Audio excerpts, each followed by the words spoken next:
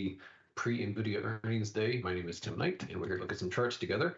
So why don't we just jump right in and do that? So we got this long wedge here, basically goes back a year, and that was just doing hunky-dory. Peaked, the lifetime peak was back on July 16, and it went down, down, down, and it bottomed back on the very famous Monday when almost every brokerage but Tasty's shut down. We've been exploding higher pretty much ever since, but we hit yesterday recovery high on an intraday basis. We have spent the past 7 trading days just kind of lingering under this trend line, this broken trend line, kind of easing away from it. The next thing we'd want to see for the bearishly inclined would be a failure of that dashed line you see there, which is the midline of this very, very, very long channel. Putting this another way, even slipping below Friday's low would do the trick. Wouldn't take much. We'll get back to that in a sec. Here's the IWM. Now, I bought some TWM yesterday, which is the ultra short, the small caps. It's down, IWM is, and therefore the TWM is up. And so far so good on that. I'm going to hang on to that. We'll just leave that as is. The cubes, though, that's kind of where that's where the action is right now. So the cubes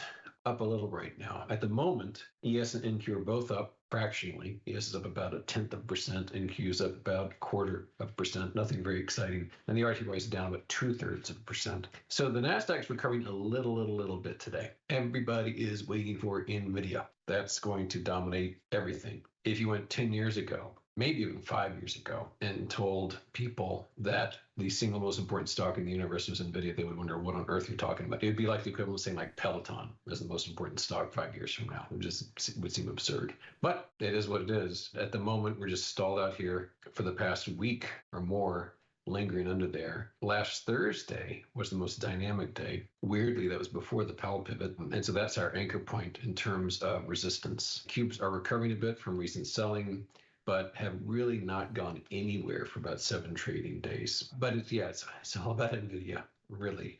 I suspect Thursday will be completely dominated by an examination of what happened, either good or bad, with Nvidia. But as it is now, we've got 1, 2, 3, 4, 5, 6, 7 solid days of basically going nowhere, just grinding away under this level, which it's a fairly arbitrary level. It's just anchored at this point here. It's borderline meaningless. In fact, let's just drag it a bit lower to like there, which is the current bounce high. What if earnings just are tremendous and people are shocked to the upside? Could be a lifetime high. It's not that far away. The lifetime high was set way back on June 20, 140.76, about $12 from here, 10%. It'd be a big day. On the other hand, if it disappoints, I would basically say this whole zone of white space here is an opportunity for slippage. The next major level of support would be the base of that channel. So I must emphasize, not only do I have no Nvidia position, I have no semiconductor position at all. It's not that I'm completely immune to what Nvidia does, because it'll affect the market as a whole. And I've certainly got some tech stocks like Google and Amazon, which will be affected by that. Tasty just sent out a really good Nvidia-focused update just moments ago, because it is the talk of the town right now. SMH, which is the semiconductor ETF, peaked naturally back last Thursday. Nvidia constitutes, I believe, 27% of SMH. A goodly, is the big one, the biggest one.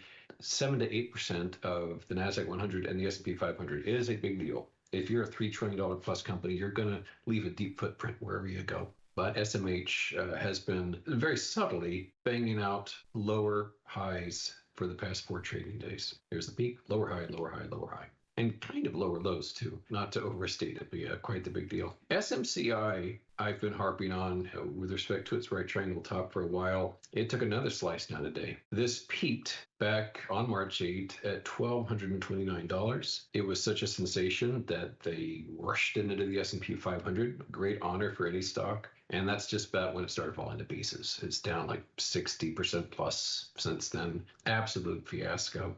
And the latest word, I think, is Hindenburg Research is saying there's some accounting shenanigans going on. So that's not doing great things for the stock, although it pretty much opened at the low. It's been kind of clamoring back all day, but it's still down almost 3%. And the right triangle was the signal. I mean, that was quite clear late July what was going on. And it was affirmed on the 2nd of August, fell hard, recovered, did a perfect tag of that lower dash line and then is resuming the downward push like so. So I wouldn't suspect really strong support on this one until way down on this level. I continue to be bullish on only two areas, bonds and precious metals. Bonds are boring, they're slow, but I like them. A couple of funds of interest there. IEF is one. The one that I'm long is TLT, and I bought more of this today. I consider this to be a good short-term support level, 97.41. Should we fail that, somewhere along the top of this big green base would be the next level, but hopefully it'll respect today's low as the base for that. But you can see a very nicely formed rounded bottom there for TLT. Another item we've seen from time to time I wanted to hit on again is this ratio chart, kind of a pairs trade, which is XME divided by GDX. And this is measured over decades. And as you can plainly see, it tends to bang between these two broad zones here. And its most recent peak, just a few months back, it had never been higher. And it's been dutifully slipping lower as history has demanded, it seems. And I suspect that over the coming years, it'll grind its way eventually down to that sort of green zone down there. And if that's true, what that would imply is that it would be better to be long gold, long GDX, that is, the precious metals miners, and short XME. Here we have GDX, which, is admittedly very elevated. But this is a long-term multi-year trade, but it would be bullish on GDX, which is no surprise considering how well gold has been doing. I mean, look at that. That is a fantastic chart. At the moment, gold is inching up just a little bit, but we're around getting close to $2,600 an ounce. So that gold chart's terrific. So it seems completely plausible that precious metals miners would have a good future. And likewise, XME would be the short there. And in this instance, I would say that a short-term line limit for that, a stop limit for that would be about 60.66, just under $61. I haven't done this in a little bit, and since I missed a couple of days last week, Wednesday and Friday, let me just bang through the dozen positions I've got right now, all short, big surprise there, by way of being long puts, and the puts are all January's, tons of time. In alphabetical order, they are. The lines you see, and I try to make them dash just for consistency's sake, are where I would get out, and they tend to be pretty tight. So there's Amazon, there is Cleveland Cliffs. I'm back into this one as of today, CLF. It's had a big bounce recently. Coinbase got into this yesterday. It's down today, 6.31. That's a good start. Dell, which will very much be influenced post Nvidia, as well as MCI, obviously. But there's the limit on there. DraftKings, DKNG. This dash line here is the stop. Let me just push that to the back and show that a little bit better. There's the level. General Motors just got back into this one today. We have had a tremendous move higher, moving from about $39 to $49.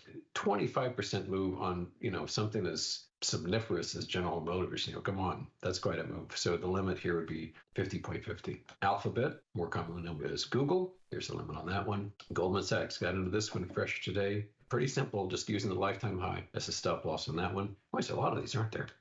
Meta, META, which is very much in the news today because of Mark Zuckerberg's letter to Congress. I probably wouldn't be quite this liberal with this one. Let's crank this down. So let's be a little more demanding. So drag that one down there like so, more particularly coming out below this rounded top. And also back into Shopify today, SHOP. We would clinging to this trend line like so, starting to get a little power away from that line today. So there's the line on that one. And finally, the last one, UPS, tremendous top on this, spanning years. It's already fallen a lot, but we've got a terrific bearish engulfing pattern on this today, 129.88. We must stop on that one. So all in all, it's kind of all up to Nvidia. So in 26 hours, we should be clear on what's going on there. But as I look around at the big indexes, at the moment, things seem to have pooped out either Thursday or Friday by way of, for example, the CompQ and the S&P 100, because it's not all about tech necessarily. There's that beautiful gap closure right there. Absolutely terrific.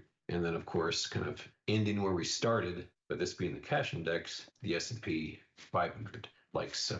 Below this broken trend line and below this lifetime high. So I may change my tune by Thursday. We'll see. Or we could be celebrating a big victory